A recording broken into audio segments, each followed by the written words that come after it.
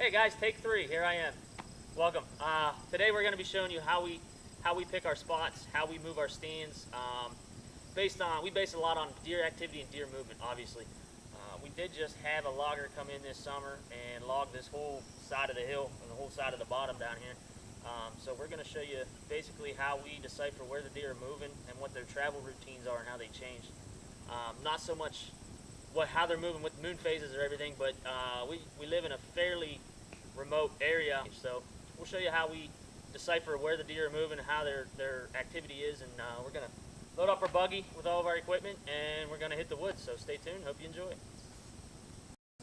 This was one of our stand locations from last year. This is probably our best setup that we had, and the reason for that is just behind me here there's an old apple orchard, and the whole way down through here there's a nice thicket that runs out into a hollow and then back up across the mountain.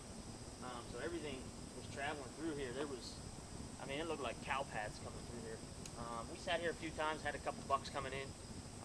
Everything stayed out of range, but we did have some really good deer coming through this little thicket right next to the apple orchard. So this is one that we're going to have here, and then up above us is another hollow that they come out into this field to feed at night. In the morning they're in here. But this year I think we're going to pull this stand and switch it down to a lower field that we have to hunt. So the activity we're seeing is down low this year. So we're going to pull this stand and set it down up in the bottom. So you can see them up here. You always want to make sure that you're tied in. So what we have here is we got a safety rope system with a carabiner on it. And basically what this does is it keeps you from falling, but it also gives you slack. If you wanted to sit down, you got plenty of room to sit. It's not tight, but again, you're going to fall 3 or 4 feet, but it's a lifesaver. You don't want to be risking anything, especially this close to hunting season with family and friends. You always want to take care of yourself. Also, we use a lineman's belt. It just goes around the tree, around your body, and you can just sit there, free weight. You don't have to hold any arms. You don't have to use your arms to hold on. So last year, I was in that climbing stand, and I didn't have a safety harness on, and I was there hugging the tree, and all of a sudden that stand let loose, and I fell about 3 or 4 feet, and I'll tell you what, it scared the living daylights out of me, and to this won't ever go up in a tree without a safety harness again. So thankfully, Georgie was here with me last year, and we kind of got through it together, but it was a scary situation. So you always want to make sure that you're tied into your tree, no matter how you do it. Make sure it's always safe, make sure you're tied in. Well, we got one stand down here. You can see everything. It's hot out today. So we're going to head down over the hill here, take another stand down, and move that one. So hopefully we also got to go check our cameras and do a couple other things. And hopefully we'll be able to track a couple big bucks and move our stands to where we think they're traveling. So stay tuned.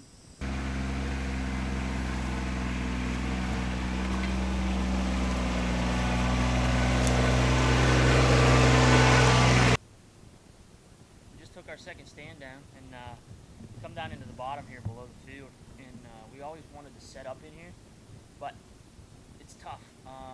They normally move high or low, so we came down in to see if any kind of traffic patterns changed, and we ended up finding through this thicket a pretty well beaten trail with some rubs and some beds in along it, and then coming out the other side here we just found this little watering hole that I'm sure they're using through their travels, and they got some nice food down in through here. There's a couple oak trees, a lot of hickory trees, so there's a lot of food source coming in through this bottom, and it bottlenecks down into a point.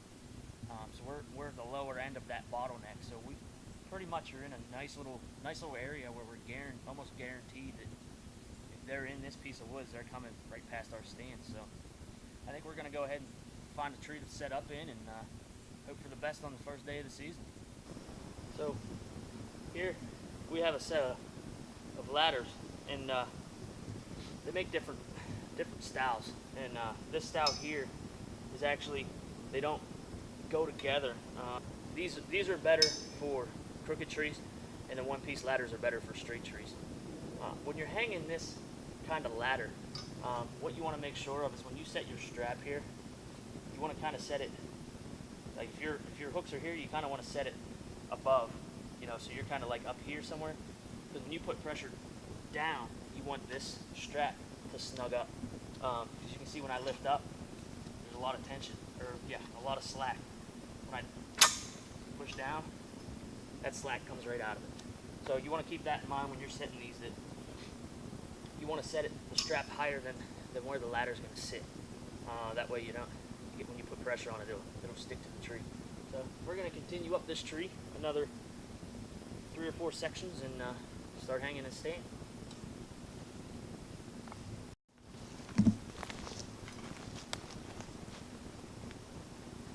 When you're doing this in hot weather, make sure you bring a cold beer or ice cold water. Rehydrate yourself. I'm just kidding. Don't drink beer when you're hanging stands.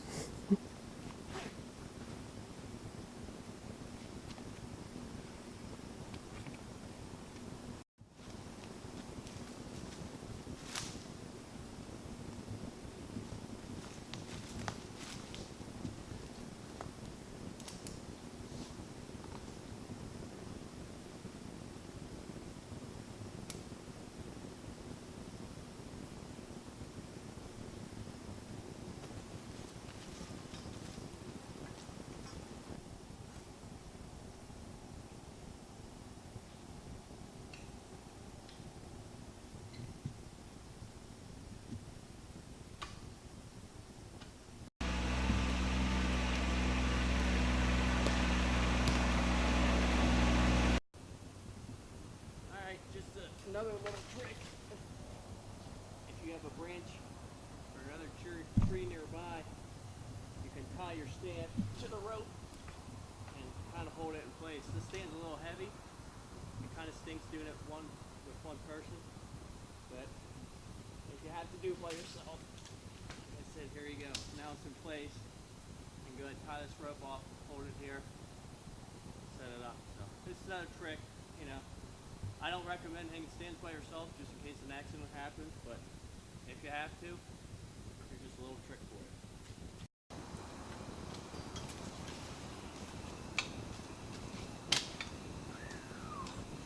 you. Why you wear your safety harness?